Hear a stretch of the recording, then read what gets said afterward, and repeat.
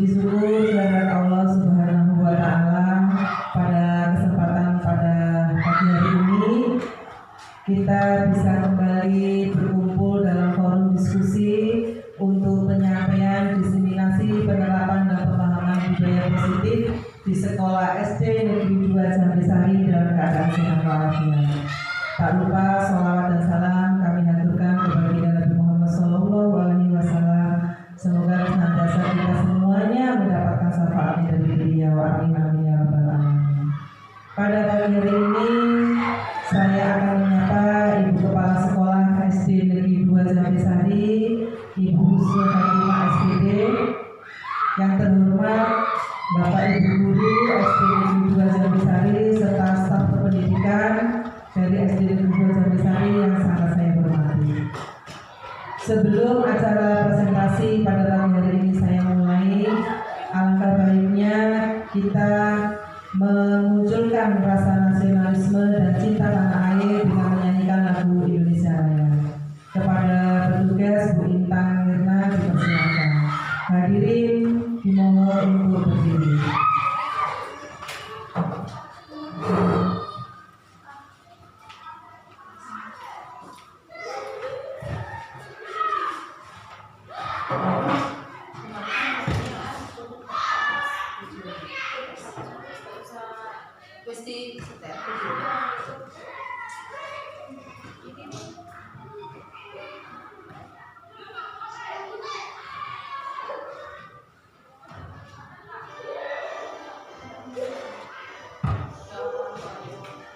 Indonesia tanah airku, tanah tumpah darahku.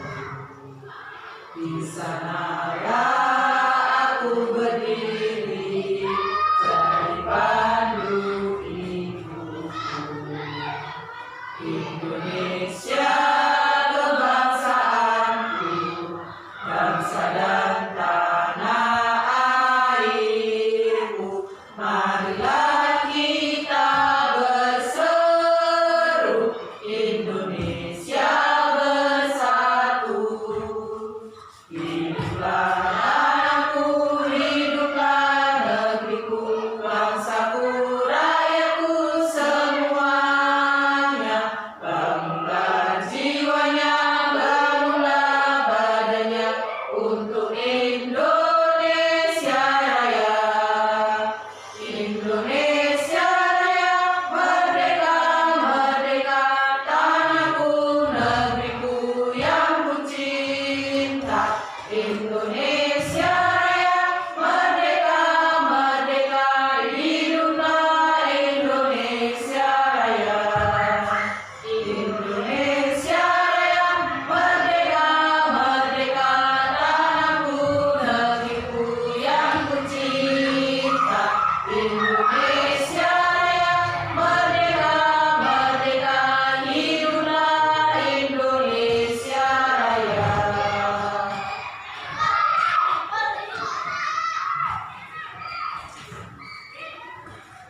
Hadirin dimohon duduk kembali.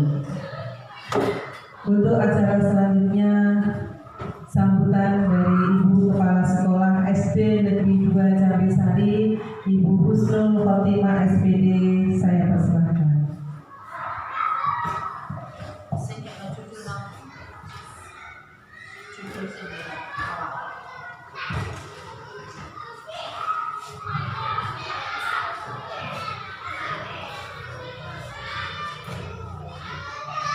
Assalamualaikum warahmatullahi wabarakatuh. Alhamdulillahirabbil alamin. Assalatu wassalamu ala asrofil anbiya'i wal mursalin sayyidina Muhammadin wa ala alihi washabbihi ajmain.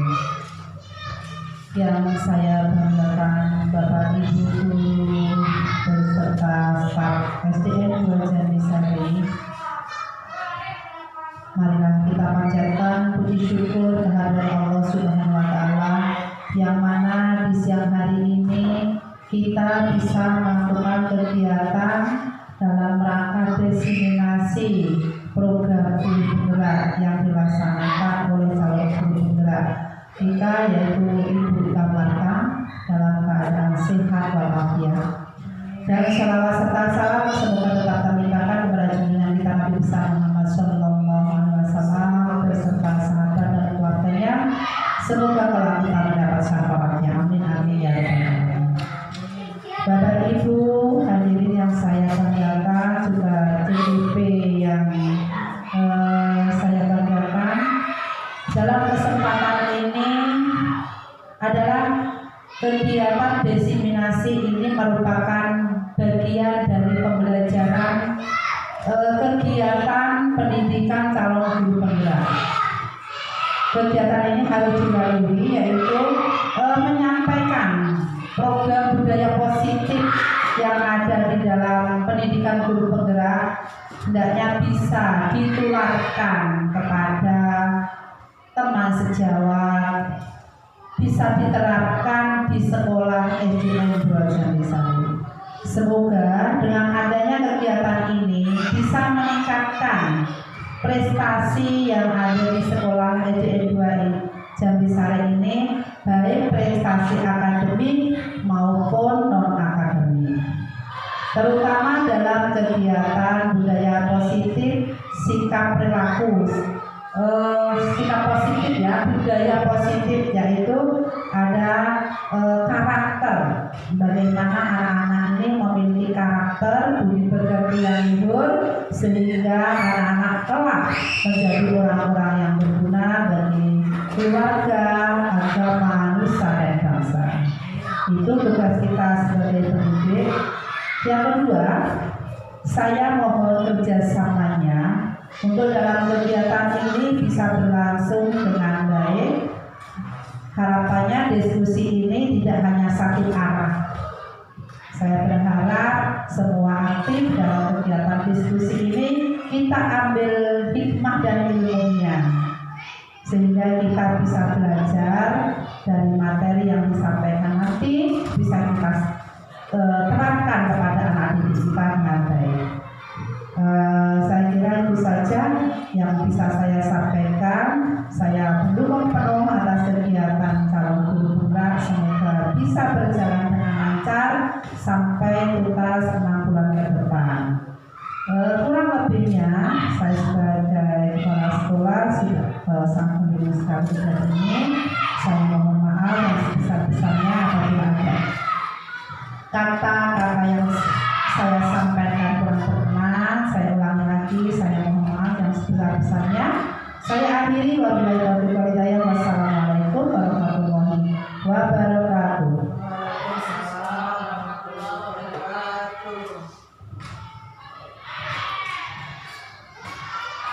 Terima kasih kepada Ibu Kepala Sekolah yang sudah memberikan sambutan.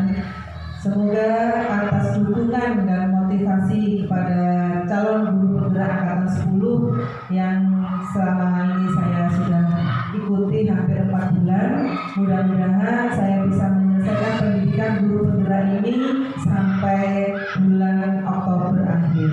Semoga bisa membawa manfaat buat kita semua dan teman-teman rekan sejawat bisa mengikuti kegiatan pendidikan guru penggerak ini pada angkatan 12 nanti ya pendaftaran. Semoga bisa mendaftar dan lulus bersama sehingga kita bergerak untuk Indonesia maju seperti itu.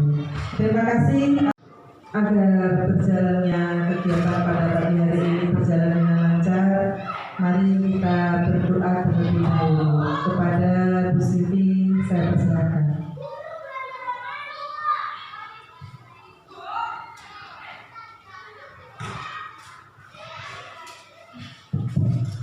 Assalamualaikum warahmatullahi wabarakatuh. Mari kita berdoa bersama-sama agar kegiatan pada pagi hari ini bisa berjalan dengan lancar. Semoga ilmu yang kita dapatkan bisa bermanfaat dan bisa kita terapkan kepada peserta didik dalam sehari-hari. Ila hadratin Nabi Mustafa Muhammad Rasulullah sallallahu alaihi wasallam. Al-Fatihah. A'udzu billahi minasyaitonir rajim.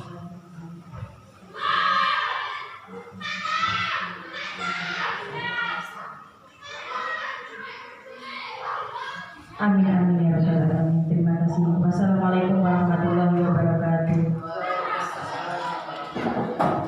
Terima kasih saya sampaikan kepada Bu Silvi sudah mengawali berdoa semoga kegiatan diseminasi penerapan dan pemahaman budaya positif di SD Negeri 2 Jambesari berjalan dengan lancar. Sebelum acara presentasi kegiatan budaya positif dimulai, izinkan saya berpantun dulu ya Bapak Ibu.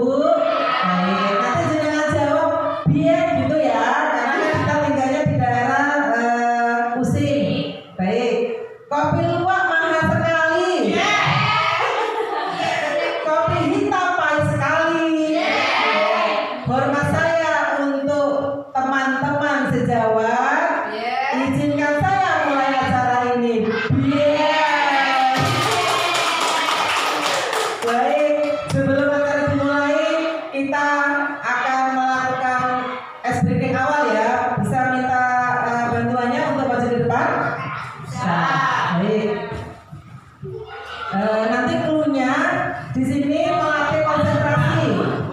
Semua kan tiga ini berarti Pak Dedi di depannya Gus Dur. Yang ini tiga. Apa Gus Dur di depan kan? Pak Dedi di depannya Gus Dur kayak tiga sudah. Gus Dur yang mimpin nanti di depan. Ya kayak kemarin. Tiga. Yang tinggi di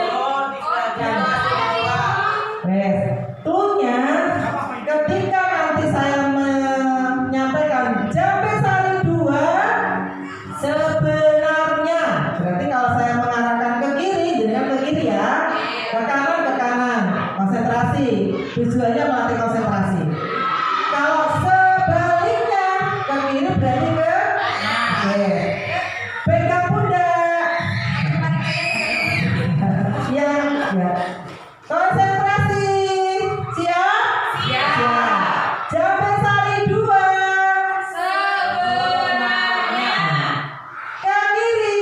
ke kiri, Ke kanan. ke kanan, Mundur. mundur, Maju. maju, Kiri.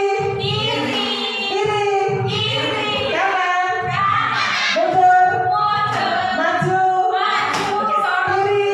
kiri, Kiri. Kanan. kanan, Jambesari 2. sebaliknya, Maju. mundur, Kiri. kanan, Maju. mundur, Mundur.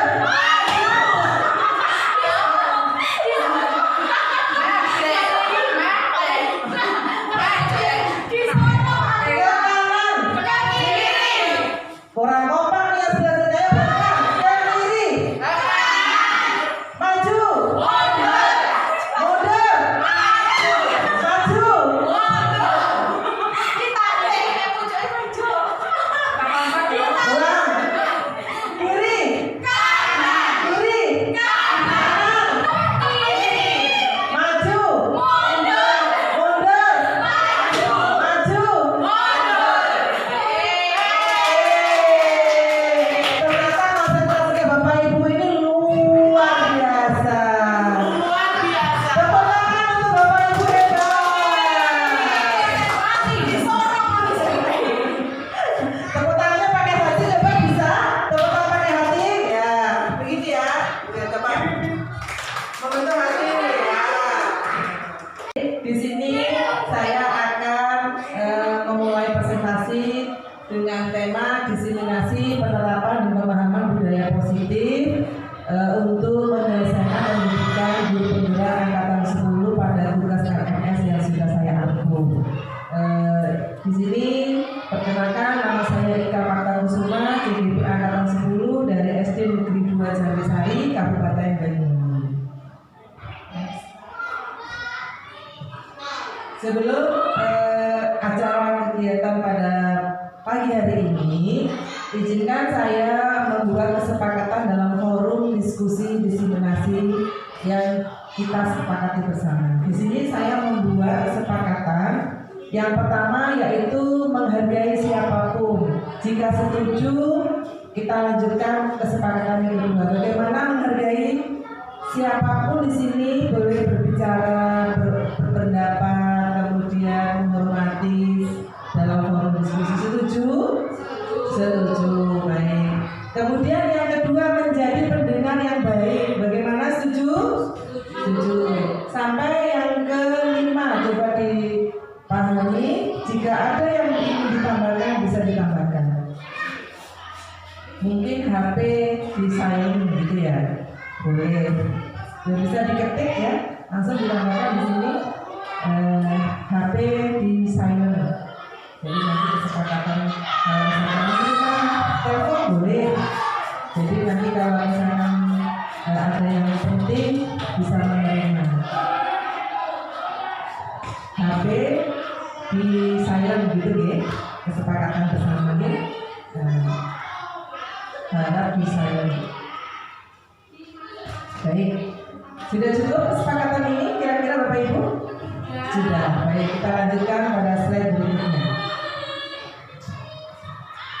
Sebelum acara diseminasi tentang budaya positif yang ada di sekolah kita, nanti saya akan memberikan pertanyaan pemantik kepada Bapak Ibu sebelum materi saya sampaikan. Di sini yaitu pertanyaan pemantik yang pertama, pemberian hukuman dapat mendisiplinkan siswa. Kira-kira menurut Bapak Ibu bagaimana? Pemberian hukuman dapat mendisiplinkan siswa. Kira-kira bagaimana di sini? Boleh. Alasannya?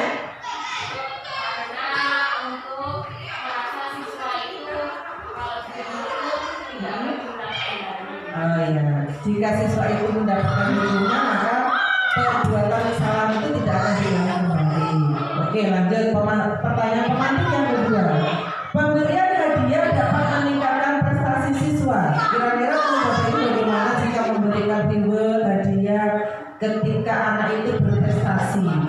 Apakah bisa meningkatkan prestasi anak? bisa. Bisa. Oke, kita kunci jawaban kedua bisa.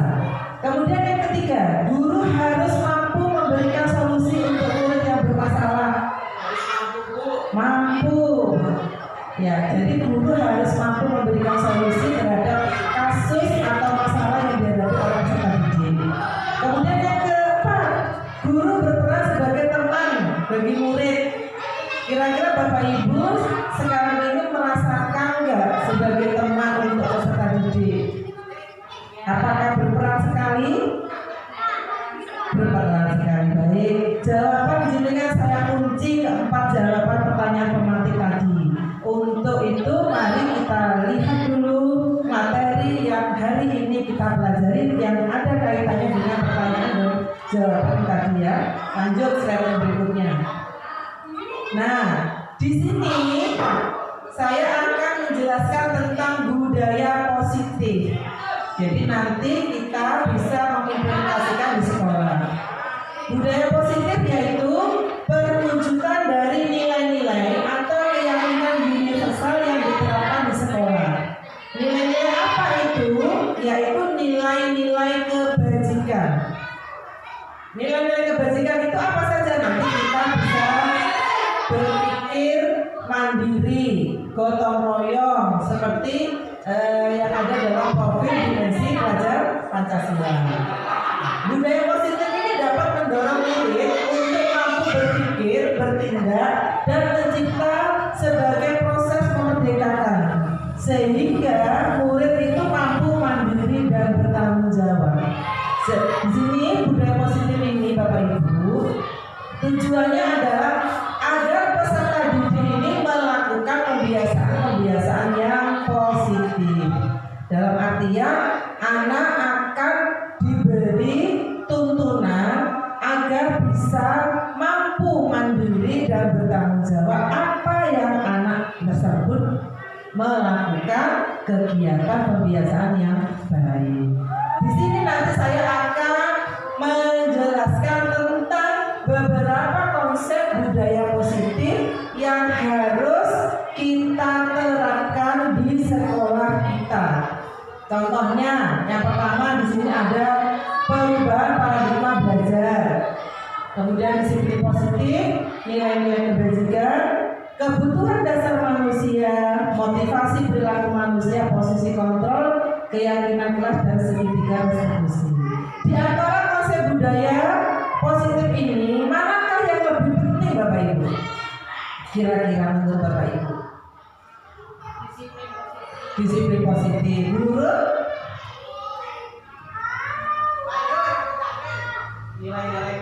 nilai-nilai kebajikan. Bu Intan? Sama nilai disiplin positif. Ada lagi mungkin tambahan agar budaya positif di sekolah kita ini bisa berjalan dengan baik.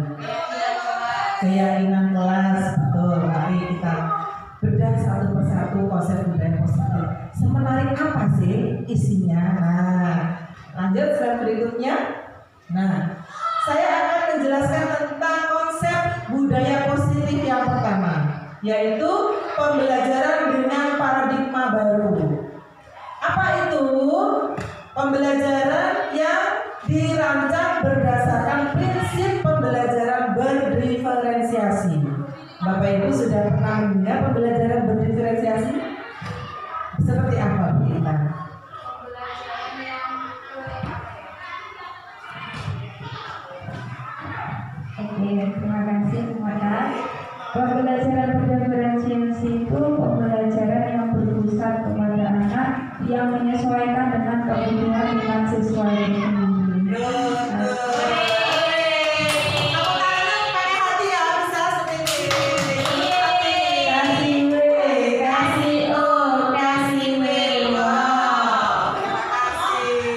Betul sekali. Jadi pembelajaran dirancang berdasarkan prinsip pembelajaran berdiferensiasi sehingga peserta didik itu bisa belajar menyesuaikan kebutuhannya.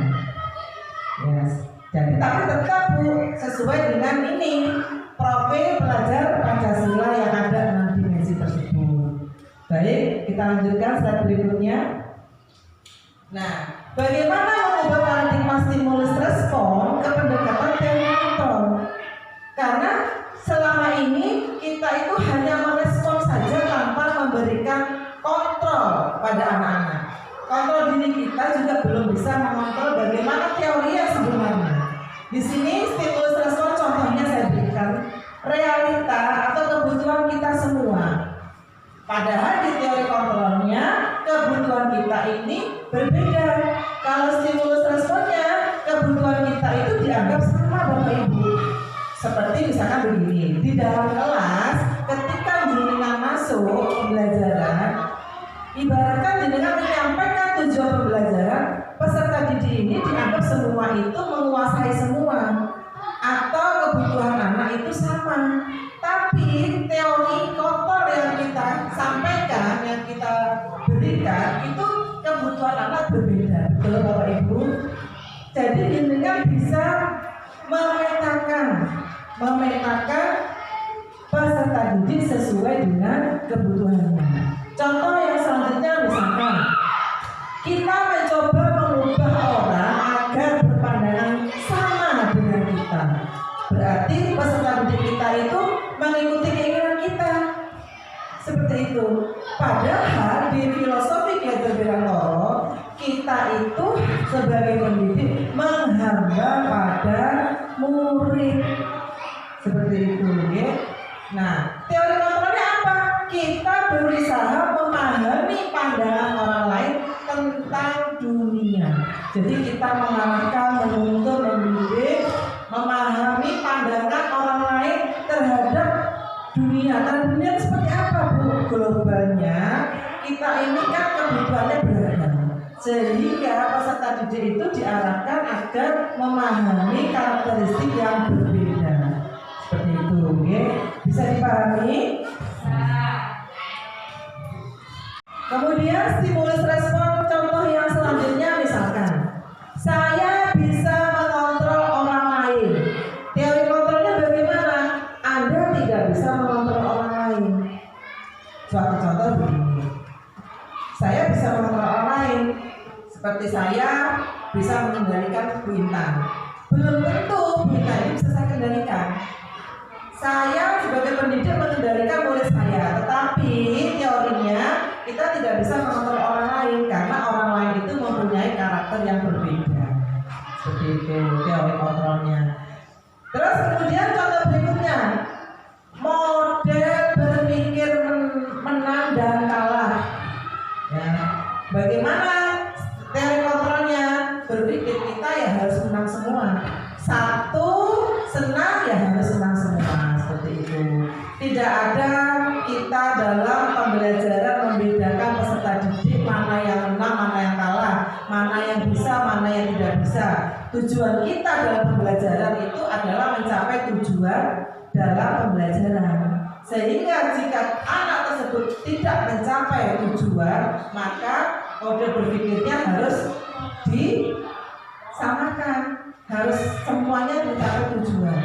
Itu Bapak Ibu. Jadi antara merubah stimulus respon, paradigma perubahan itu kita mengarah kepada teori kontrol. Oke, lanjut. Nah, disiplin positif yang ada di sekolah. Contohnya seperti apa Bapak Ibu di sini? Pembiasaan hal yang baik itu mencakup sikap atau perilaku tutur kata oleh seluruh warga di sekolah, terutama bagi murid agar dapat berkembang menjadi pribadi yang kritis, mandiri, dan bertanggung jawab. Nah, tujuan kita sebagai pendidik apa? Menciptakan peserta didik yang memiliki disiplin diri. Selama ini Bapak Ibu sudah apa belum menciptakan peserta didik untuk memiliki disiplin diri? Sudah? Sudah maksimal Bapak Ibu? Kira-kira? Belum efektif. Nah, di sini kita untuk menciptakan peserta didik, perilakunya harus mengacu kepada nilai-nilai kebajikan Bapak Ibu. Misalkan begini, jenengan memerintahkan anak melakukan disiplin positif. Nilai apa yang harus jenengan tanamkan? Gitu ya. Nah, ini ilmu yang sangat bermanfaat. Misalkan begini, kamu pikir sudah belum hari ini? Nah, nilai-nilai kebajikannya apa Bapak Ibu? Ketika jenengan bertanya, sudah pikir apa belum hari ini? Nilai-nilai kebajikan yang muncul apa Bapak Ibu? Disiplin, betul. Yang lain? Kebersihan, betul. Dan tanggung jawab mungkin ya. Nah, munculkan itu nilai kebajikannya. Kemudian jenengan menyuruh siswanya untuk disiplin mengerjakan tugas. Nilai kebajikannya apa yang muncul? Tanggung jawab. Kemudian mandiri mungkin ya, mandiri jika mengerjakan tugas secara individu. Kalau kelompok Bu, nilai kebajikannya apa Bu? Betul sekali. Tepuk tangan untuk ibu-ibu guru hebat. Baik, nah tujuannya agar memotivasi peserta didik untuk berperilaku ke arah yang lebih baik. Kunci sudah Bapak Ibu. Ketika jenengan menerapkan disiplin positif, arahkan nilai-nilai kebajikan yang jenengan sampaikan. Oke, sudah, itu ilmu sudah masuk ya. Nah, kita lanjutkan untuk slide berikutnya. Nah, nilai-nilai kebajikan di sini saya akan memberikan contoh yang bisa dilakukan di organisasi kita khususnya di sekolah. Tetap mengacu kepada profil belajar Pancasila. Ada 6 dimensi. Kesemuanya itu sangat apa Bu? Kompleks ya Bu ya. Sangat kompleks, sudah mencakup ke semua dalam nilai-nilai kebajikan. Seperti beriman dan bertakwa kepada Tuhan Yang Maha Esa, kemudian berkebinekaan global, gotong royong, mandiri, kreatif, dan bernalar kritis. Nah itu bisa jenengan kembangkan. Nilai kebajikan itu bisa jenengan kembangkan lagi. Kemudian primary years program di sini adalah program sekolah dasar.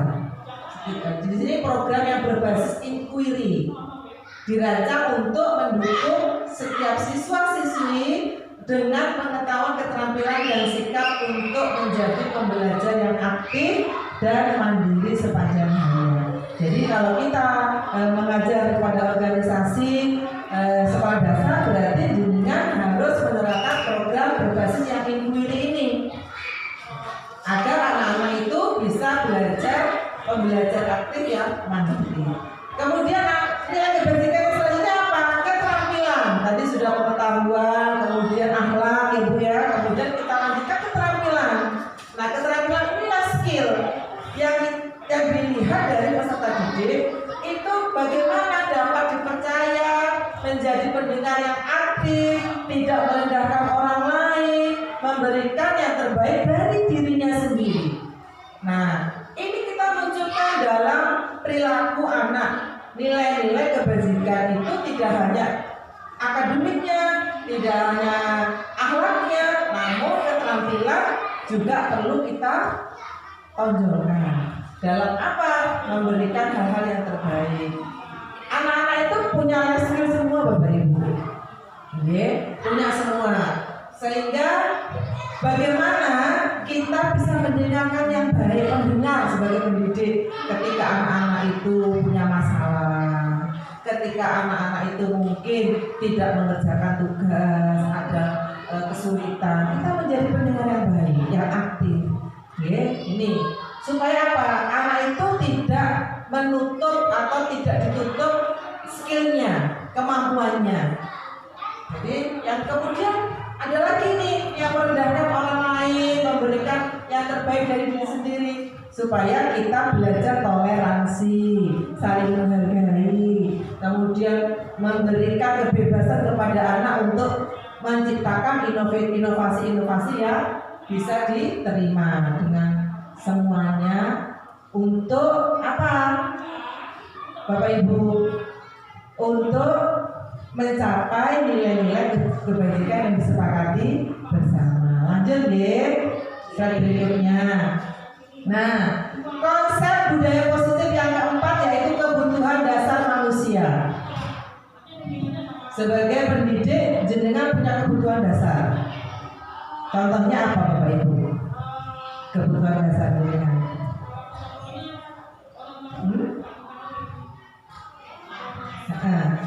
Kebutuhan dasar yang paling mendasar apa, Bapak Ibu?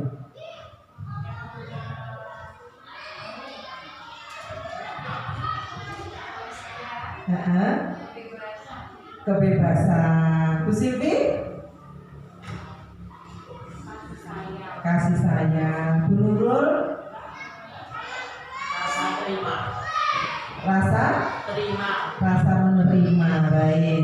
Kebutuhan dasar manusia merupakan sesuatu yang kita lakukan untuk mendapatkan apa yang kita inginkan. Seluruh tindakan yang kita lakukan memiliki tujuan.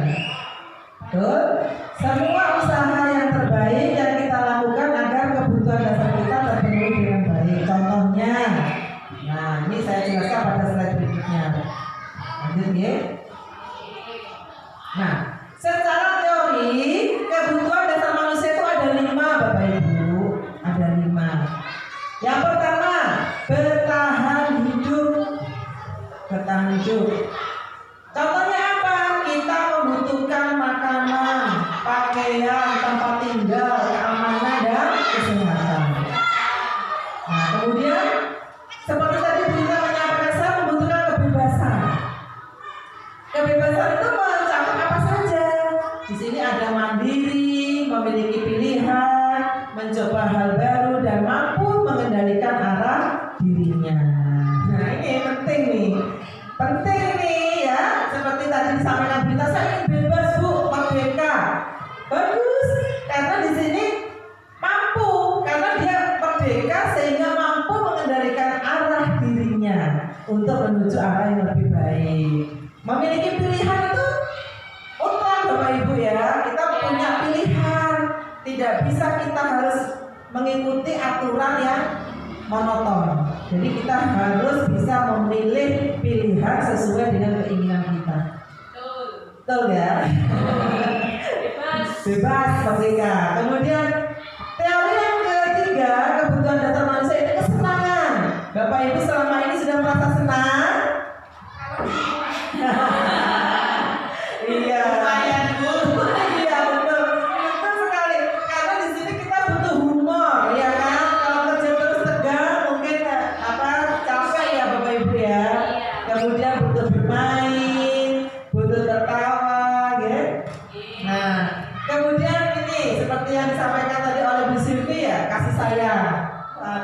membutuhkan kasih sayang. Betul sekali. Kurang kasih sayang. Contohnya kasih sayang seperti apa bisa ini coba? Kalau di dalam apa Ibu? Ya, kebutuhan dasar manusia sebagai pendidik atau mungkin sebagai ibu rumah tangga mungkin. Kalau menurut saya pribadi, dimana untuk kasih sayang itu kan ada kasih sayang dan rasa diterima. Rasa diterima itu dipedulikan, berbagi, bekerjasama dan menjadi bagian dalam kelompok. Nah, kalau di dalam rumah tangga, ya, nah pasti kita sebagai perempuan itu kan pasti memerlukan kasih sayang dari suami, dari anak, begitu. Nah, pasti kita butuh perhatian juga. Kalau di dalam lingkungan pekerjaan juga sama, kita membutuhkan kasih sayang juga, ya, dari pimpinan terutama, dari teman-teman juga. Contohnya ketika ada kita membutuhkan kebutuhan apa diri kita, nah kita kan pasti saling membutuhkan di antara kelompok. Nah, dari situlah kami kebutuhan dasarnya yaitu kasih sayang dan rasa diterima. So sweet sekali guru agama yang satu ini. Kasih sayang dan rasa diterima. Begini Bapak Ibu, memang secara teoritis kebutuhan dasar manusia itu termasuk kasih sayang ini penting sekali. Kita membutuhkan kasih sayang sebagai individu saya sendiri ataupun mungkin sebagai seorang peserta didik ya, itu juga membutuhkan kasih sayang. Bagaimana kasih sayang itu kita ungkapkan? Berarti kan dari dalam ya Bu ya? Iya. Dari dalam hati kita ini harus tulus, betul-betul tulus, begitu kan menciptakan kasih sayang itu tidak mudah. Begitu. Jadi bagaimana kita berbagi, saling mengasihi, kerjasama dalam suatu kelompok maupun dalam suatu individu sendiri. Kita menyayangi diri sendiri itu juga penting Bapak Ibu. Ya kan? Self reward ya kalau kata. Nah, bagaimana saya menyayangi saya sendiri, mungkin menjaga kebersihan saya, ya kemudian bagaimana saya juga berpenampilan supaya menarik. Nah itu kasih sayang diri sendiri. Seperti yang disampaikan Bu Sylvie, bagaimana kasih sayang itu bisa diterima. Berarti kan kita mengungkapkan kasih sayang itu dengan betul-betul dari dalam hati kita, harus tulus. Semoga kita semuanya saling menyayangi dan bisa diterima dalam kehidupan bermasyarakat maupun di keluarga seperti itu. Karena apa? Itu memunculkan motivasi juga kasih sayang itu. Kalau tidak kita menerima kasih sayang dengan betul-betul menerima kasih sayang dengan baik, otomatis kita motivasi semangatnya semakin muncul begitu ya. Iya betul-betul. Kemudian kebutuhan dasar manusia, penguasaan yang terakhir. Penguasaan itu seperti apa? Di sini ada harga diri, keinginan untuk dianggap sebagai pemimpin, berprestasi, diakui dan lainnya. Penguasaan ini ibaratkan orang itu ingin menguasai seperti itu. Tapi menguasai ini yang dampaknya positif. Seperti contohnya di rumah, ada kepala rumah tangga, ada ibu, ada anak. Di sekolah ada pimpinan, ada bawahan dan sebagainya. Nah, bagaimana kita menempatkan harga diri kita? Harga diri kita ini Bu, kalau kepingin kita bisa diterima, otomatis kita harus menghargai diri kita sendiri. Kita menghargai diri kita sendiri, kemudian bisa diterima oleh masyarakat. Keinginan untuk dianggap pemimpin. Ini, ada nggak sebab punya keinginan untuk dianggap pemimpin? Jenengan pasti berpikir keinginan untuk dianggap pemimpin. Ya apa Bu maksudnya?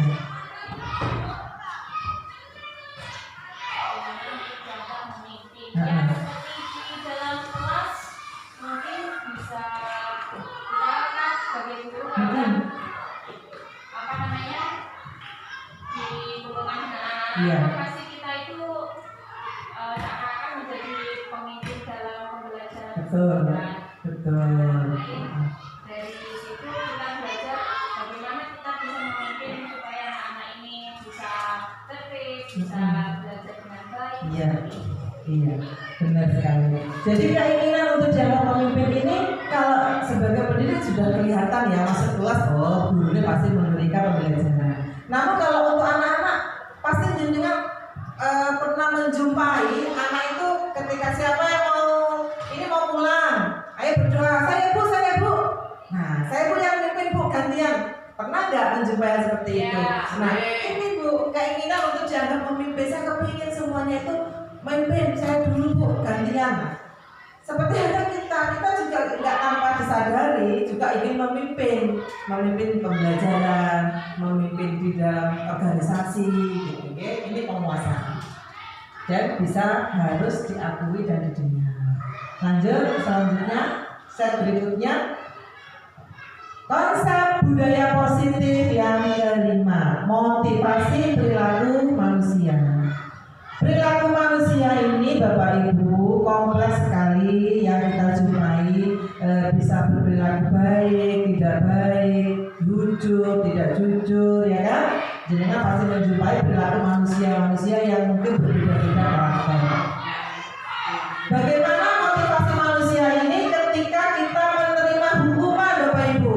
Nah, motivasi perilaku manusia ketika kita mendapatkan hukuman, ketika jenengan dihukum perilaku jenengan bagaimana? Dulu mungkin masih sekolah atau mungkin pernah mengalami hukuman, kemudian berubah nggak dari perilaku baik ke jelek, atau mungkin punya perasaan jengkel setelah dihukum gitu? Kalau perasaan jengkel mungkin ada ya. Ada ya. Untuk niat berubahnya menjadi lebih baik harus ada. Harus ada, betul sekali. Jadi ini ya, tepuk hati ya, tepuk hati supaya kita selalu menyayangi kasih sayang. Motivasi perilaku manusia ketika kita menerima hukuman itu, misalkan kan kita kalau menerima hukuman kan secara tiba-tiba, bisa juga saking jengkelnya bibit ya seperti itu. Kemudian model paksaan. Ini bisa merubah perilaku manusia dari baik menjadi jelek. Gitu. Kemudian ada lagi motivasi perilaku manusia ketika kita menerima konsekuensi atau stimulus respon tadi. Ketika kesepakatan itu sudah dibuat tapi dilanggar. Terus murid dibuat tidak nyaman. Sikap guru selalu memonitor murid. Nah, di sini ketika jenengan menerima konsekuensi seperti ini, perilaku jenengan bagaimana ketika selalu dipantau terus sama pimpinan? Seperti itu. Bagaimana Bapak Ibu?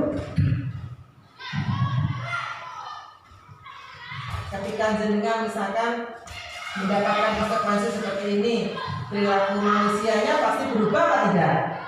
Perilaku jenengan ketika saya kok selalu dipantau ya. Nah, misalkan begitu, sudah disepakati, terencana, kemudian merasa nggak nyaman dengan kesepakatan itu. Pernah nggak alami seperti itu? Nah, ini pasti berubah perilaku jenengan, ya nggak? Nah, ini ketika kita menerima stimulus respons, nah baru kita harus bisa menggunakan posisi kontrol kita. Jadi pasti berubah ini kalau ada hubungan konsekuensi. Nah, yang terakhir, ketika kita mendapatkan motivasi restitusi tadi, nah, proses menciptakan kondisi bagi murid untuk memperbaiki kesalahan. Ini proses memperbaiki kesalahan. Kemudian proses kolaboratif yang mengajarkan murid untuk mencari solusi sendiri. Di sini perilaku manusia merasa nyaman atau tidak dengan adanya restitusi. Dengan nyaman ya. Iya, kalau dari perilaku motivasi hukuman, kemudian kita memberikan konsekuensi, restitusi, sepertinya kita mendapatkan restitusi ini akan memudahkan menyelesaikan suatu masalah. Ya, betul. Muncullah teori kontrol di sini, ya kan? Nah, teori kontrol akhirnya kita bisa berperilaku baik. Jadi ada teori kontrolnya dengan proses menciptakan kondisi memperbaiki kesalahan. Untuk apa? Menuju proses yang lebih baik lagi. Lanjut untuk slide berikutnya. Nah, di sini setelah tadi mempelajari tentang motivasi perilaku manusia, kemudian paradigma perubahan, ya. saya akan menjelaskan tentang penghargaan reward yang diberikan kepada siswa. Penghargaan ataupun hukuman di sini adalah cara mengontrol perilaku seseorang yang menghancurkan potensi untuk pembelajaran yang sesungguhnya. Penghargaan itu memiliki dampak yang kurang baik di antaranya. Bapak Ibu kalau misalkan kenaikan kelas ini kan mau tutup ajaran baru, tutup ajaran setelah ujian nanti rapotan. Pernah nggak dengan memberikan penghargaan kepada anak yang berprestasi? Pernah. Apakah sudah diberikan semua? Apakah hanya satu anak saja yang berprestasi? Yang saja yang berprestasi. Yang sudah berprestasi aja ya. Nah, di sini di dalam kurikulum Merdeka, pemberian penghargaan itu tidak diperbolehkan sebetulnya. Ya, karena apa?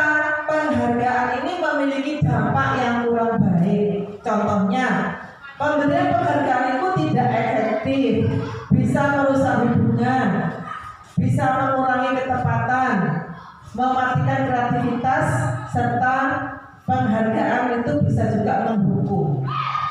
Dalam artian seperti ini Bapak Ibu.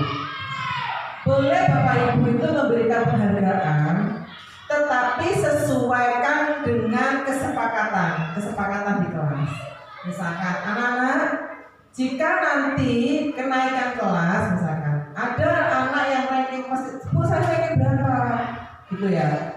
Yang ranking 1 dikasih hadiah Bu. Nah kita berkesepakatan. Kesepakatan itu tujuannya agar anak-anak semuanya itu bisa mendapatkan penghargaan.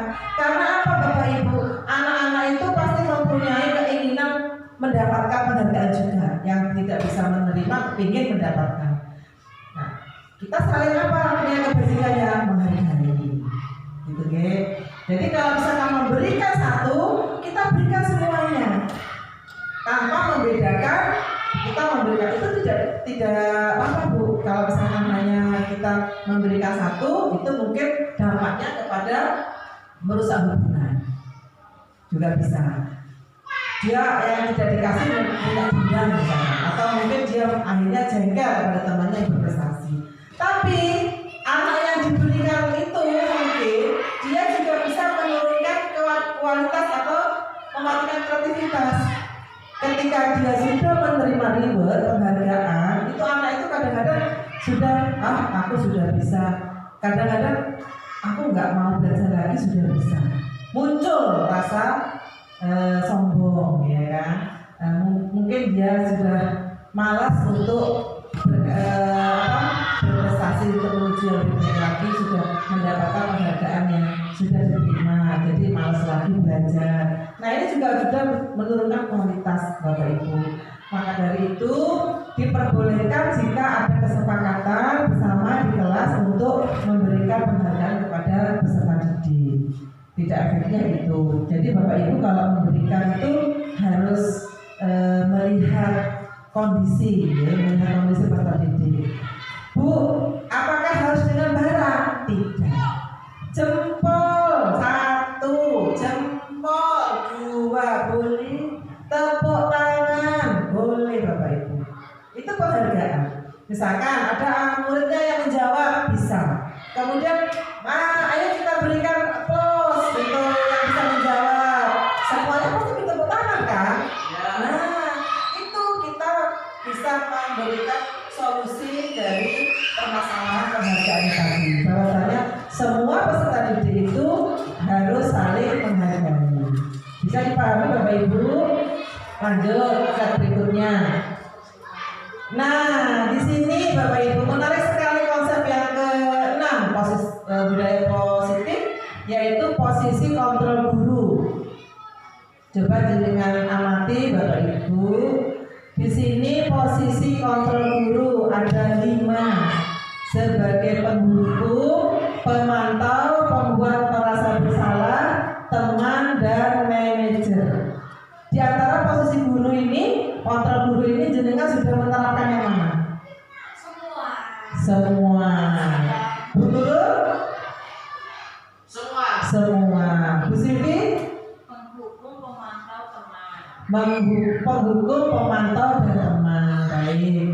Nanti saya jelaskan satu persatu slide ini mengenai posisi kontrol guru sehingga jenengan nanti akan bisa melihat atau memahami, oh iya ternyata saya ini harus menggunakan posisi kontrol yang ini. Gitu. Monggo lanjut. Nah, contoh penerapan 5 posisi kontrol guru. Di sini saya membuat kasus Bapak Ibu. Kasus yang pertama, siswa kelas 2 yang bernama Hobi sering terlambat datang ke sekolah karena tidur terlalu malam, sehingga di awal pembelajaran tertinggal pembelajarannya. Jadi Hobi ini terlambat datang ke sekolah. Datangnya itu jam 7:30.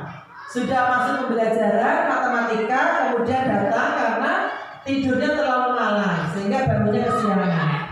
Saya kecewa sekali dengan kamu. Gurunya bilang gitu Bapak Ibu. Saya kecewa sekali dengan kamu. Posisi kontrol apakah aku? Merasa bersalah. Coba kita lihat.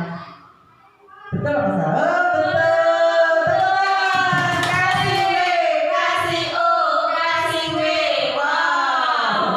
betul.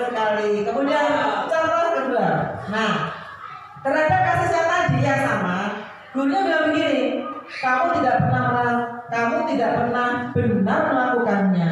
Sekarang kamu keliling lapangan 3 kali. Nah, ayo keliling lapangan 3 kali. Kalau lapangannya lepas sepak bola di GBK ya luas sekali ya Bapak Ibu. Nah, posisi kontrol apa ini Bapak Ibu? Hukuman. Coba kita lihat. Dia penghukum, sebagai penghukum gurunya ini. Pernah nggak Bapak Ibu suruh lari anak-anak? Pernah. Bagus, jujur ya Bu ya. Sebagai penghukum. Pernah juga sebagai kakinya di angka 1, ya kan? Penghukum. Sambil megang telinga di angka 1 juga pernah. Jangan duduk-duduk kamu di situ aja. Nah itu kerjakan tugasnya sama-sama, ini tulisannya sama. Itu penghukum Bapak Ibu. Pasti pernah mengalami ya. Nah coba kita lanjut berikutnya. Pertanyaan dari gurunya berpikir, kira-kira bagaimana kamu akan memperbaiki masalah ini? Bertanya kepada muridnya. Posisi kontrol apakah aku? Kira-kira bagaimana kamu akan memperbaiki masalah ini? Apa? Manajemen. Apa tuh? Manajer. Oke, kita kunci jawabannya. Kita lihat. Betul sekali, manajer. Bukan manajemen ya. Manajer. Baik, untuk selanjutnya kita lihat. Nah, ayolah lakukan dulu Bapak Ibu. Nah, gitu sama muridnya. Apa ya posisi kontrolnya? Apa yuk? Ayolah lakukan dulu Bapak Ibu. Teman. Betul sekali, sebagai teman. Betul. Pernah Bapak Ibu sebagai teman bicara jangan kayak gitu kan? Ya pernah kan? Nah, kita sok-sokan baik deh sama kamu, baik teman ya. Tapi besok jangan gitu lagi ya. Nah, yang pasti kan. Kemudian selanjutnya. Nah, kamu terlambat 15 menit. Apakah kamu sudah mengerti konsekuensi yang dilakukan bila terlambat?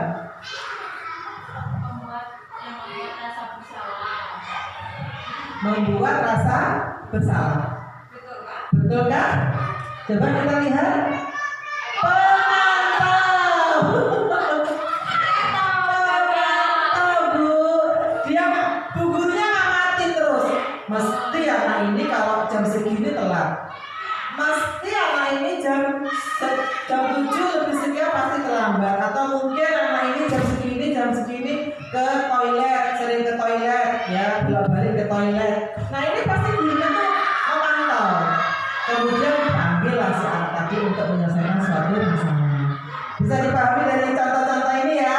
Menarik sekali, pasti bu guru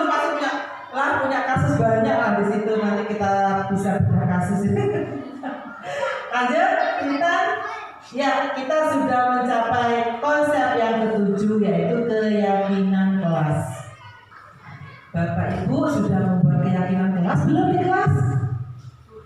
Sudah. Coba sebelum saya ini menyampaikan materi keyakinan kelas yang sudah jenengan buat di kelas contohnya apa?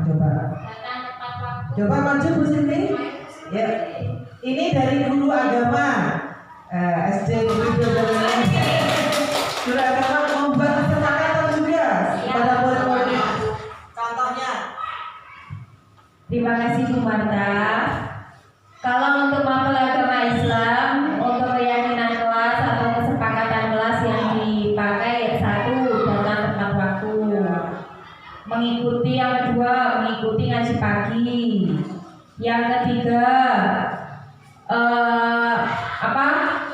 mengerjakan tugas dengan baik.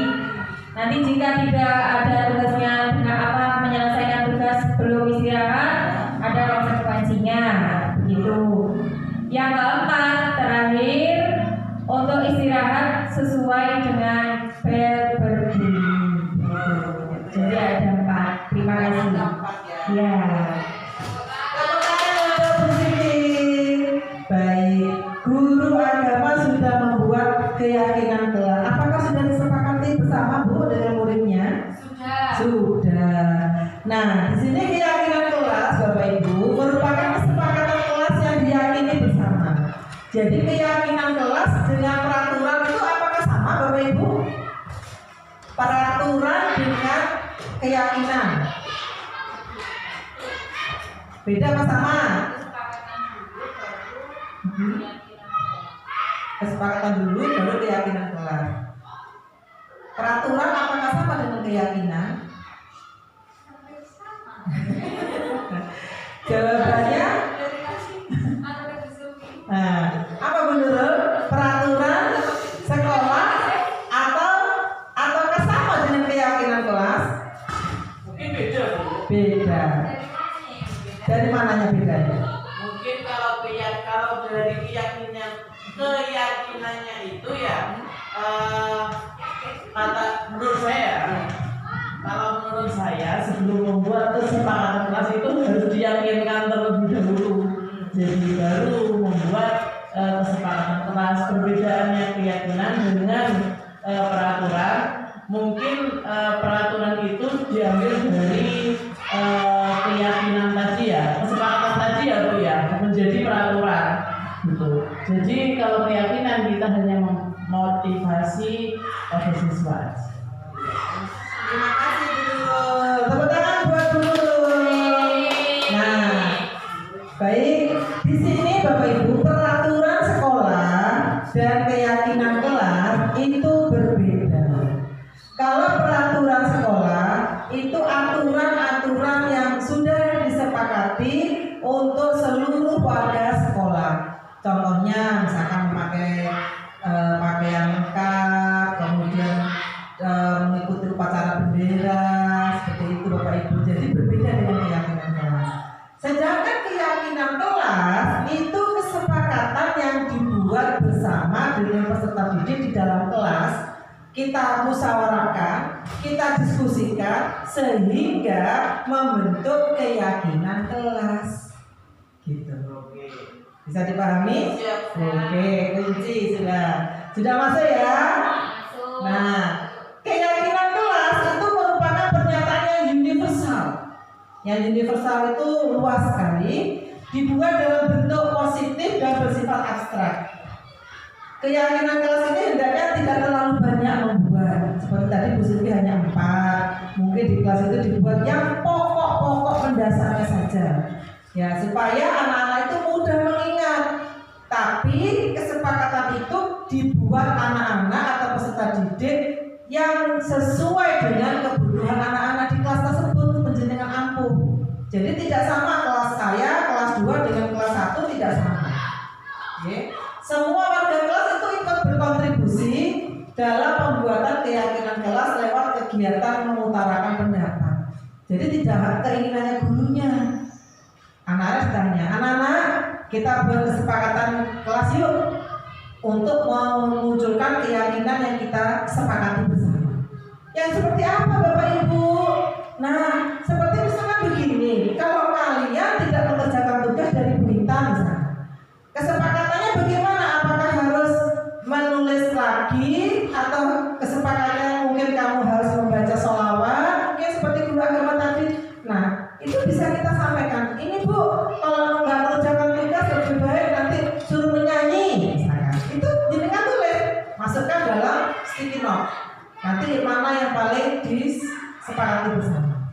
Kemudian kalau misalkan terlambat tepat sana, terlambat misalkan orang tuanya ngantar terlambat bagaimana? Kira-kira ayo, ya bu dibuat tapi bu datang tepat waktu bu, gitu ya. Oh ya sudah masukkan. Dalam pembuatan kesepakatan kelas Bapak Ibu perlu jenengan garis bawahi, jangan ada kalimat yang negatif. Contohnya, tidak boleh datang terlambat. Jangan ada kalimat seperti itu. Tetapi bikin kalimat yang positif. Contoh, tidak boleh diganti. Datang tepat waktu. Itu sudah kalimat positif. Oke? Jangan ditambahi. Misalkan yang kedua, tidak boleh atau dilarang mencontek. Nah, itu dirubah dengan misalkan diganti jujur. Kalimat yang negatif itu jenengan ganti. Gitu, nggih. Bisa dipahami ya? Nah, jadi membuat kalimat seperti ini. Saya melihat di kesepakatan Kasima tidak boleh bertengkar. Ini kalimat negatif. Diganti Bapak Ibu. Apa? Tidak boleh pakai jangan. Nah, ya. Mungkin tidak boleh bersekat rukun. Nah, boleh rukun gitu. Rukun. Ini kan sudah sama oh ya rukun. Terus misalkan iya, itu tidak boleh disampaikan seperti itu. Kalau misalkan menjaga kenyamanan kelas itu juga boleh, kan sudah positif kalimatnya. Mengumpulkan tugas tepat waktu boleh. Itu jadi tidak boleh ada kalimat tidak boleh atau mungkin dilarang. Nah, itu tidak boleh. Jadi kalimatnya harus yang bisa dipahami anak-anak, kalimat-kalimat positif yang baik. Jadi tidak bisa disampaikan secara negatif. Jadi anak-anak itu kenapa kok tidak boleh? Nah, gitu gitu. Misalkan anak-anak itu mandiri, mengerjakan, tidak boleh mencontek. Berarti kan bisa membuat kesepakatan keyakinan. Tulis saja mandiri. Mandiri itu sudah abstrak, sudah universal, ya. Nah, itu. Monggo yang bisa ditanyakan dari keyakinan kelas. Ada yang tanyakan mungkin? Sudah paham? Bagus. Lanjut ke berikutnya. Nah, untuk menerapkan segitiga restitusi, di sini nanti dalam segitiga restitusi ini terdapat beberapa kasus yang dihadapi oleh siswa. Nah, nanti kalau sudah menyelesaikan kasus dalam segitiga restitusi, nanti kita arahkan kepada keyakinan kelas. Gitu. Baik, konsep budaya positif segitiga restitusi. Segitiga restitusi adalah suatu proses dialog yang dijalankan guru atau orang tua agar dapat menghasilkan murid yang mandiri dan bertanggung jawab. Segitiga restitusi membantu murid memiliki tujuan, disiplin positif, dan memperbaiki dirinya setelah berbuat salah. Jadi segitiga restitusi ini Bapak Ibu muncul ketika ada kasus, begitu. Kalau segitiga restitusi ini jenengan terapkan, berarti jenengan ada kasus, gitu loh, ya. Sedangkan segitiga restitusi ini bukan untuk menebus kesalahan, bukan. Karena ada kasus, terus pakai segitiga restitusi untuk menebus, bukan seperti itu. Tetapi solusinya di sini untuk belajar dari kesalahan yang sudah dibuat. Bagaimana cara kita untuk menyelesaikan suatu kasus? Sebelum saya menerangkan, penjenengan sudah punya kasus sudah di kelas, pasti punya kan? Nah, coba sekarang Bu Nurul, istilahnya guru mapel, tapi kan sudah agama. Coba Bu Nurul, adakah kasus yang betul-betul jenengan punya di kelas ketika pada saat mengajar? Enggak. Kasusnya yang betul-betul tidak bisa diselesaikan, mungkin sering tidak mengerjakan asausi, atau mungkin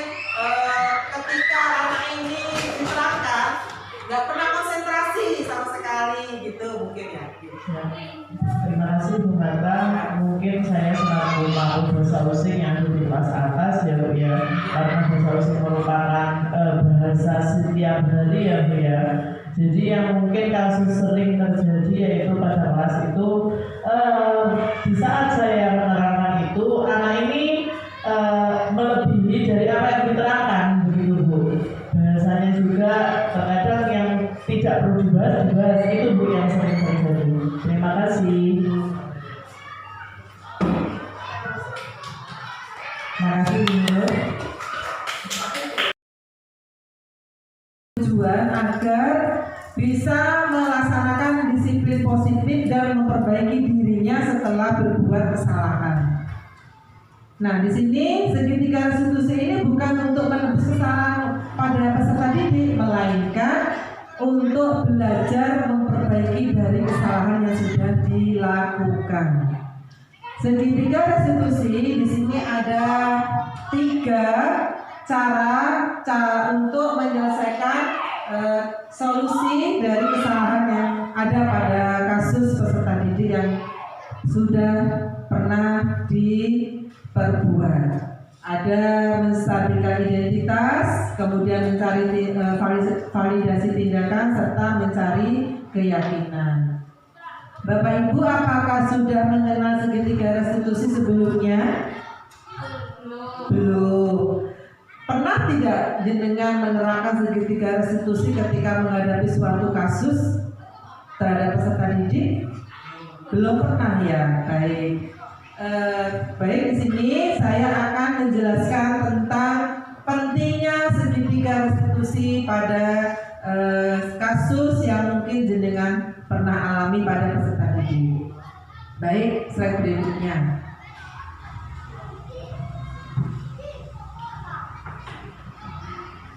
Pada segitiga restitusi yang pertama, menstabilkan identitas. Di sini berdasarkan prinsip tersebut, pembuat kesalahan adalah sebagian dari proses pembelajaran. Jadi, ketika peserta didik itu membuat kesalahan, di sini peserta didik itu berproses dari pembelajaran yang dia laksanakan. Menggeser identitas murid dari identitas gagal menuju ke identitas sukses. Jangan mengkritik murid yang sedang mengalami identitas gagal ketika menghadapi suatu permasalahan. Bagaimana Bapak Ibu ketika jenengan menjalankan segitiga restitusi pada kegiatan menstabilkan identitas? Coba Bapak Ibu guru sebutkan kasus yang pernah jenengan alami, nanti kita bahas bersama-sama. Kira-kira kasus apa yang muncul dalam benak Ibu Bapak Ibu yang mungkin pernah jenengan alami? Kasus apa? Kira-kira Pak Dedi? Kasusnya kasus yang pernah sering terjadi di Bandung itu kurang disiplin menjaga kebersihan kelas. Oh ya, baik. Kita angkat kasus tersebut ya. Kasus tersebut mungkin terjadi pada kelas 6, salah satu siswa misalkan yang bernama Aska. Nah, Aska ini mungkin tidak disiplin ya Pak ya dalam melaksanakan kebersihan tiket di kelas. Baik. Sebagai seorang pendidik mengalami kesulitan ketika selalu melihat kesalahan yang berulang-ulang dilakukan oleh peserta didik untuk tidak melaksanakan kewajiban tiketnya. Bagaimana sebagai seorang pendidik menurut jenengan untuk melaksanakan kegiatan menstabilkan identitas? Di sini kita panggil anak tersebut untuk menanyakan. Di sini memancing supaya anak itu tidak merasa bersalah. Jadi kita tanyakan dulu. Di sini membuat kesalahan itu sesuatu yang wajar. Jadi kita panggil anak tersebut untuk diyakinkan bahwasanya setiap orang atau setiap manusia itu pernah berbuat kesalahan. Jadi jenengan meyakinkan dulu kepada peserta didik itu.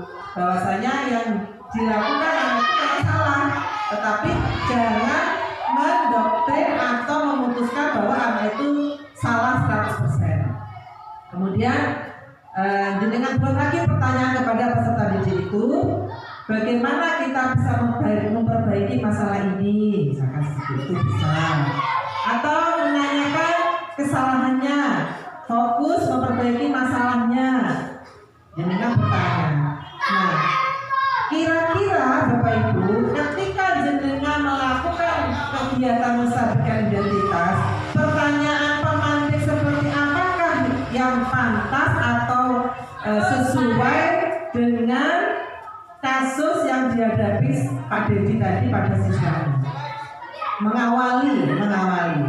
Mengawali pertanyaan agar anak ini tidak merasa bersalah 100%, tetapi dia mengakui kesalahannya dirinya sendiri.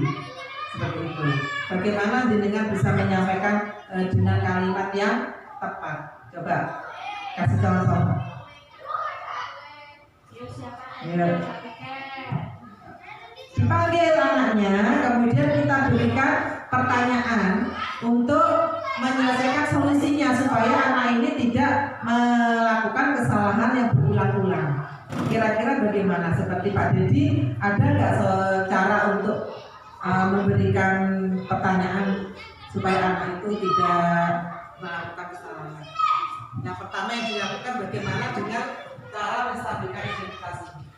Ini untuk permasalahan yang ada di kelas 6. Ini kalau saya karena belum pernah mengetahui apa itu segitiga restitusi, jadi saya hanya melakukan dengan teknik saya sendiri. Saya biasanya kalau anak tidak piket atau tidak melaksanakan kewajiban, saya panggil, terus saya tanya, hari ini kamu piket atau tidak? Saya seperti itu. Tugasmu apa selama menjalankan piket? Itu biasanya anak yang melaksanakan tugas piket sesuai hari itu, misalnya rebutan, Bu. Saya yang Pak, saya yang buang sampah itu bersih rebutan. Terus pada akhirnya saya sendiri yang mengambil keputusan. Sudah pasti aja yang membagi tugas. Kamu yang menghapus papan tulis, kamu yang menyapu lantai, kamu yang buang sampah, akhirnya saya seperti itu. Dan untuk menyelesaikan supaya anak-anak itu melaksanakan tugas piketnya, saya tungguin biasanya. Karena saya belum mengetahui segitiga restitusi, saya pakai teknik saya sendiri. Saya tungguin sampai mereka benar-benar menjalankan tugas piket. Seperti itu. Iya, terima kasih Pak Dedi.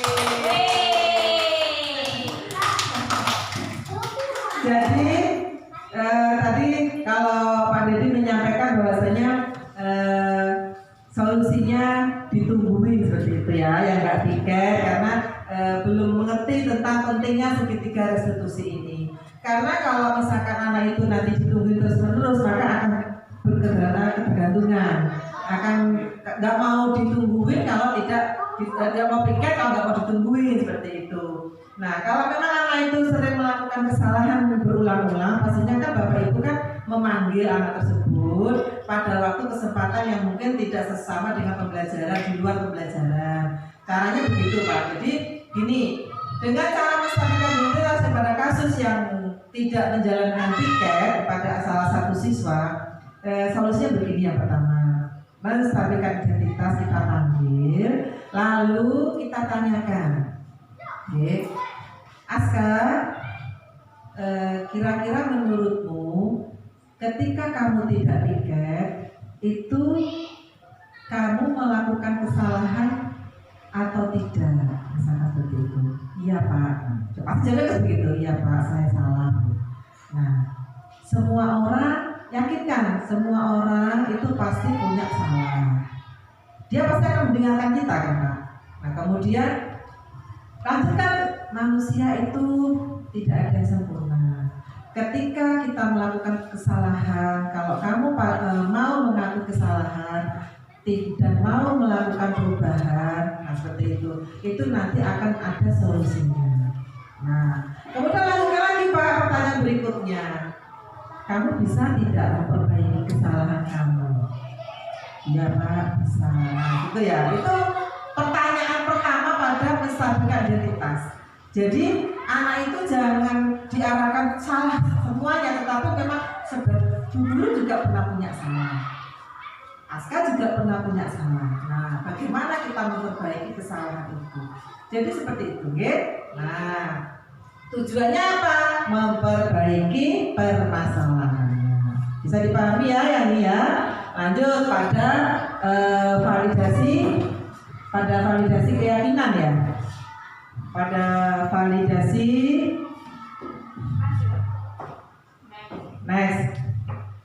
validasi tindakan yang salah. Di sini validasi tindakan yang salah berdasarkan prinsip setiap perilaku berupaya memenuhi suatu kebutuhan tertentu. Guru akan bergeser dari pemikiran stimulus menjadi proaktif, menggali kesalahan tadi Bu di sini. Jadi lebih spesifik ya, mengenali dan mengakui kebutuhan murid. Pertanyaan-pertanyaan apa yang disampaikan pada kegiatan validasi tindakan? Nah, di sini Pak Dedi tadi kasus yang dialami kelas 6, Pak Dedi pada kegiatan yang kedua itu bisa menanyakan seperti ini. Kamu bisa saja tidak piket, namun ada tidak yang dirugikan dari teman-temanmu jika kamu tidak piket dalam satu tim piket? Ada Pak. Siapa teman kamu? Nah, itu yang pertama. Kemudian alasan kamu tidak piket apa? Sudah melurus ke inti sudah Pak. Nah, kalau tadi kan memancing pertanyaan, merasa dia mengalami kesalahan di awal. Nah, sekarang di validasi ini itu jenengan tanyakan alasannya. Alasannya apa kamu melakukan itu tidak piket? Nah, kemudian pertanyaan berikutnya. Nah, ketika dia mempertahankan kesalahannya, di situ jenengan bisa lebih proaktif lagi bertanya, menggali terus sesuaikan dengan jawaban si peserta didik. Alasannya misalkan mungkin dia malas atau mungkin dia sama temennya hubungannya tidak baik, kan bisa juga. Nanti kita ada solusinya. Kalau memang dia dalam satu tim piket itu hubungan tidak baik dengan teman, nanti akan kita ganti tiketnya atau kita ganti mungkin harinya. Saya nggak bisa Pak kalau sampai terburu-buru pacaran, mana saya jauh rumahnya. Nah, nanti kita ada solusinya di sana. Alasan. Jadi dengan divalidasi ini alasannya itu yang jelas apa. Nah, setelah mempelajari perilaku siswa, baru kita lebih efektif untuk melakukan kegiatan mempelajari kesalahan tersebut. Tadi Pak, mengarah kepada perbaikan solusi. Bisa dipahami dari validasi tindakan ini Bapak Ibu. Jadi jenengan nanti bisa menanyakan alasan atau mungkin jenengan menyampaikan bahwasanya jangan terlalu gegabah atau bertindak. Kalau memang tidak melakukan kesalahan, jangan melakukan tindakan yang bisa melakukan kesalahan seperti itu. Lanjut yang ketiga.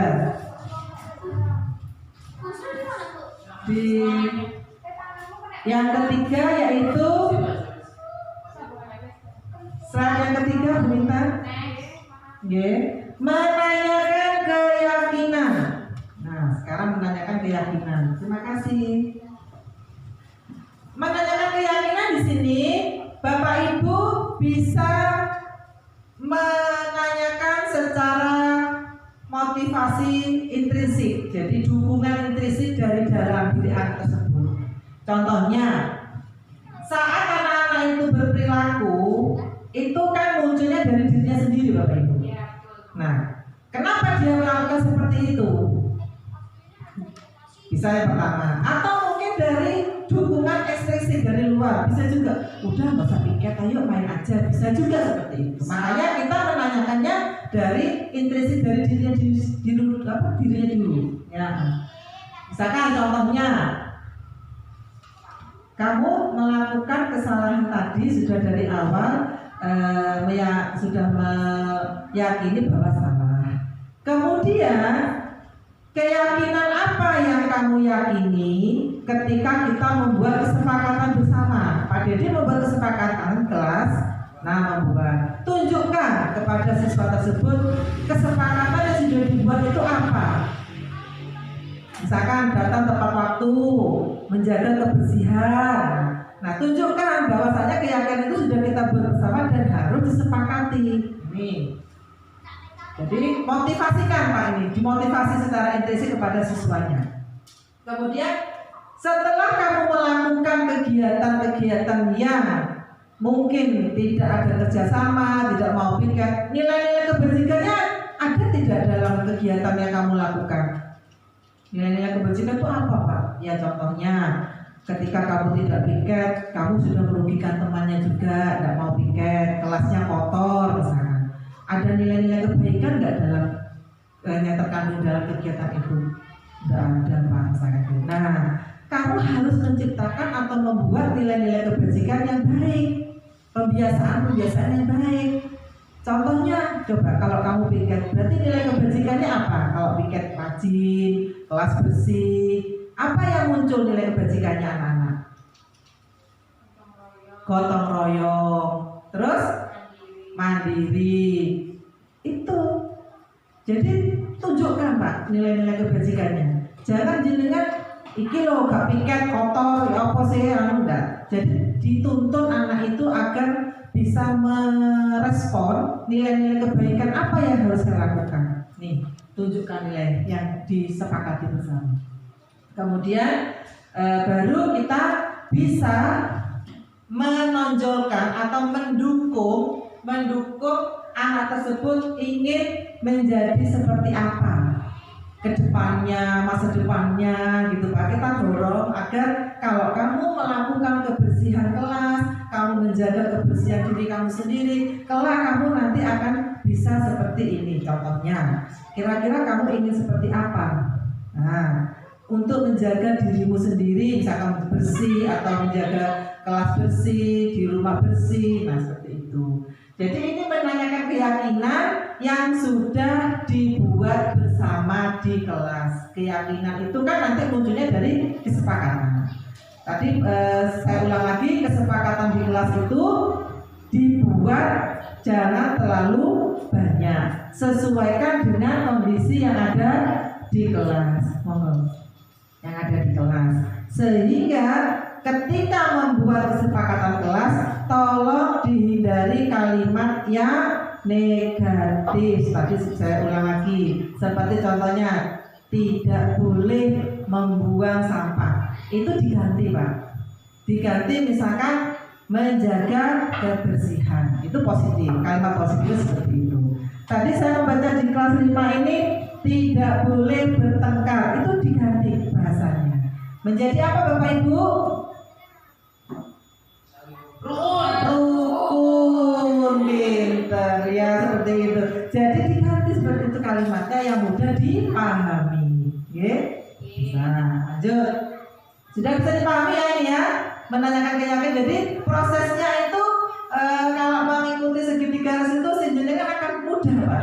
Akan mudah bisa belajar. Nanti kita membuat ada kasus. Bagaimana kita sharing dengan teman-teman sejawat ini. Aku ada kasus seperti ini. Bagaimana ya cara menyelesaikan dengan menstabilkan identitas? Gimana Bu? Enaknya begini. Nanti kita tanya pertanyaan seperti ini, gitu Pak Didi. Ya. Jangan Pak Didi terus nungguin. Nanti anak-anak itu akan manja nanti Pak. Manja nanti Pak. Lanjut ya. Nah, sudah kita pada kesimpulan terakhir. Ya.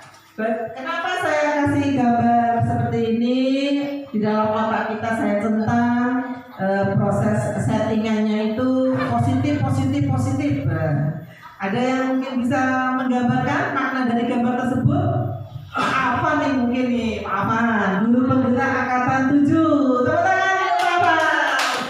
Ya, kita membentuk hati. Dari sini aja. Iya. Oke. Dari gambar itu ya Bu, gambar yang di sekelilingnya itu ada tanda positif dan ada tanda tentang di dalamnya. Nah, artinya kita harus berpikir positif Bapak Ibu. Nah, akhirnya kita bisa tenang, tentang itu bisa tenang. Kalau sudah tenang, bisa untuk bertindak apapun untuk siswa kita terutama. Karena sebagai pendidik tujuan utama kita adalah siswa. Ya, jadi mungkin hanya itu. Terima kasih. Iya. Tepuk tangan untuk Pak Afan. Tepuk tangan membentuk hati.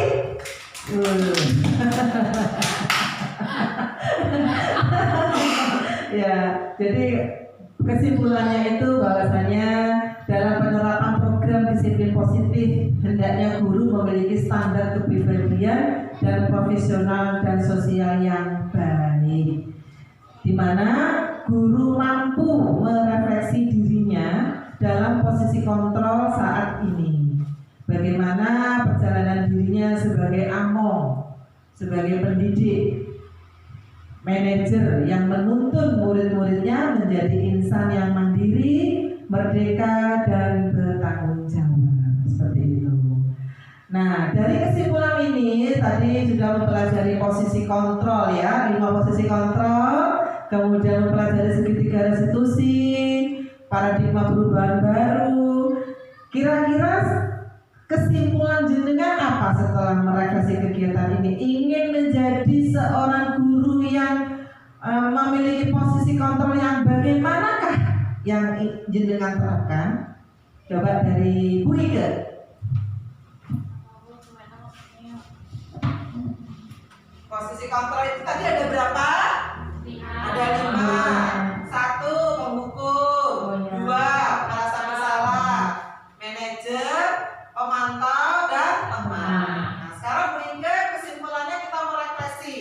Sebagai guru, hendaknya apa yang harus saya terapkan dalam posisi kontrol tersebut terhadap peserta didik yang jenengan harapkan?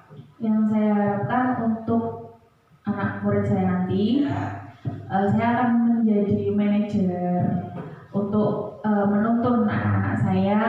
Saya juga bisa mengarahkan, membimbing juga.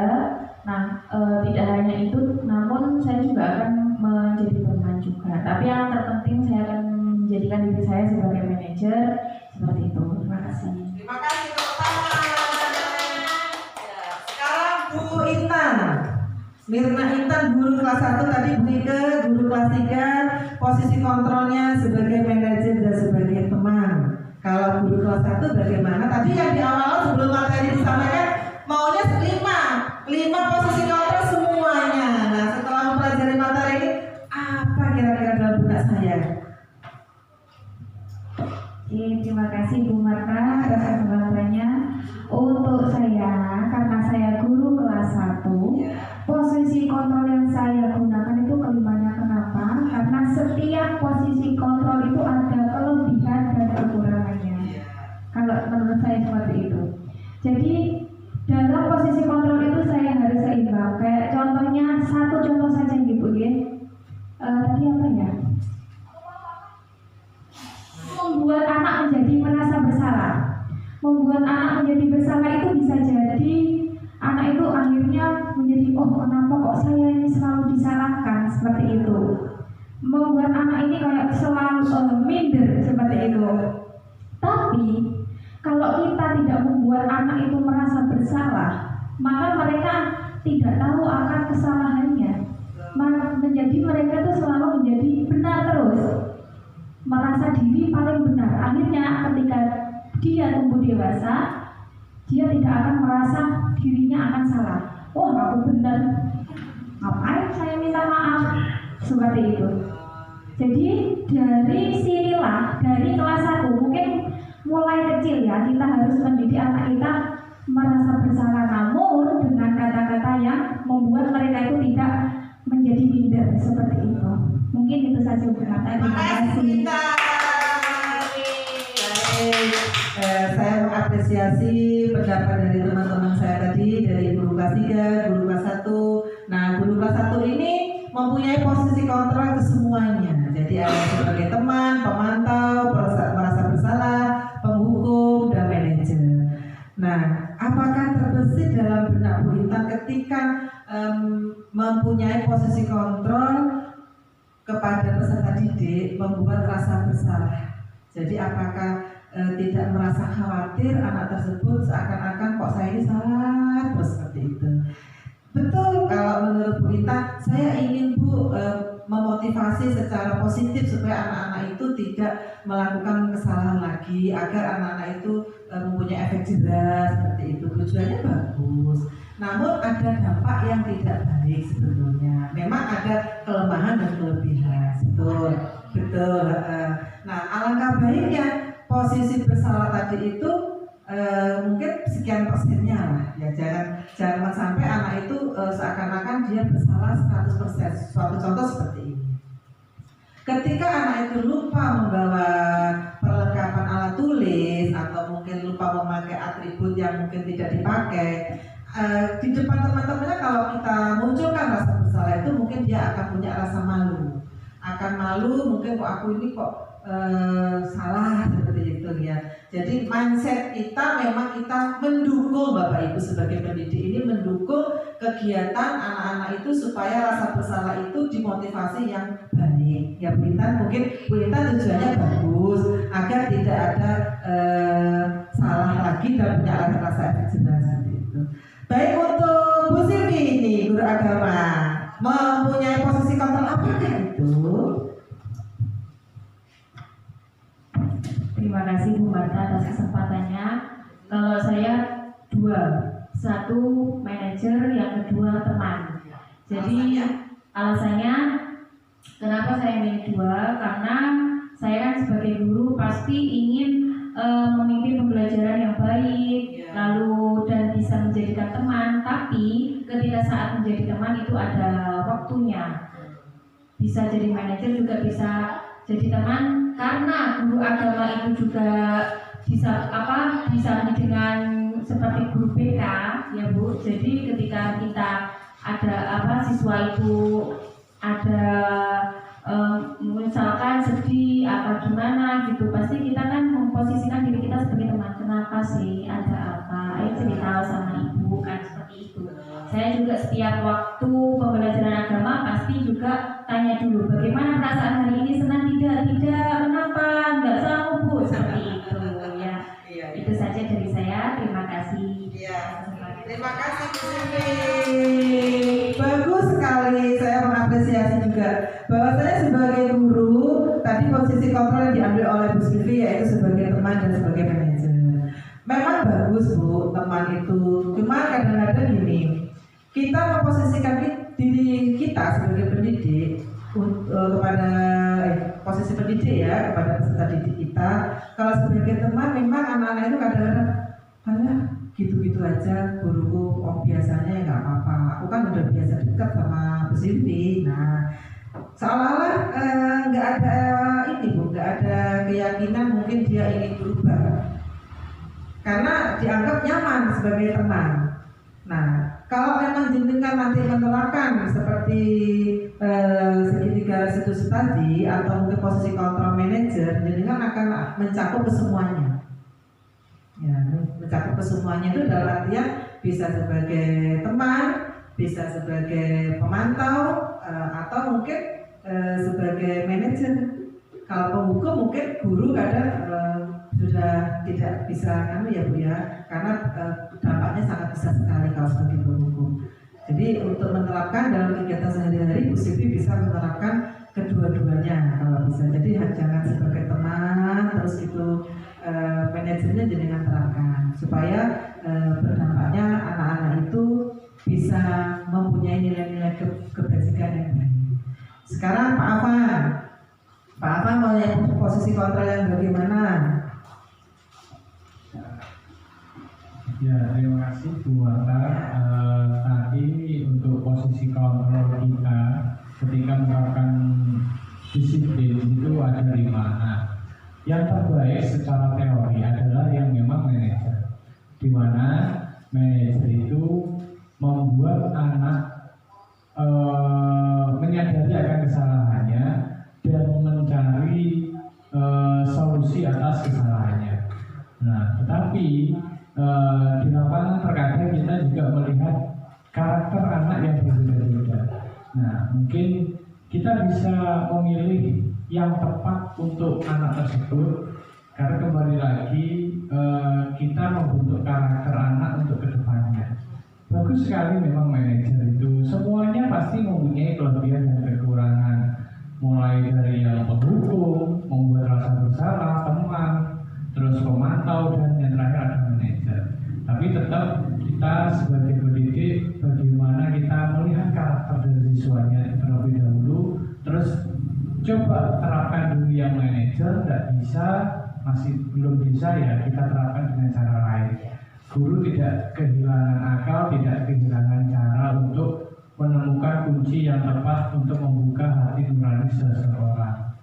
Ya, jadi mungkin itu. Ya, terima kasih. Tepuk tangan untuk Pak Afan. Baik, di sini Pak Afan tadi memberikan kesempatan posisi kontrolnya sebagai manajer itu bagus. Tetapi jika kita melihat karakter peserta didik, terkadang juga kita mengambil posisi kontrol yang lain. Jadi ada solusi jika satu tidak bisa melaksanakan solusi pembacaan masalah dengan baik, jadi mencari solusi yang lain. Itu bagus sekali karena guru ini kan seperti bisa acting semuanya ya, harus serba bisa. Jadi bagaimana kita bisa menjadi among yang baik untuk peserta didik agar anak-anak itu bisa memiliki kepribadian yang baik seperti itu. Baik, untuk selanjutnya kesimpulan ini adalah tugas presentasi yang terakhir, slide yang terakhir. Sebelum saya tutup, adakah yang perlu ditanyakan Bapak Ibu terkait pendalaman materi yang sudah saya sampaikan? Cukup? Baik. Untuk slide selanjutnya sudah masuk penutup. Iya. Terima kasih.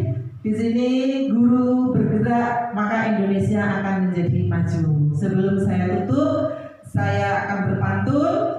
Nanti jenengan jawab, iya gitu ya. Taman hijau yang asri bersih, gitu. Selalu dijaga sepenuh hati. Beribu terima kasih dari kami telah berkenan hadir di acara ini. Saya akan undur diri dari presentasi pada pagi sampai siang hari ini.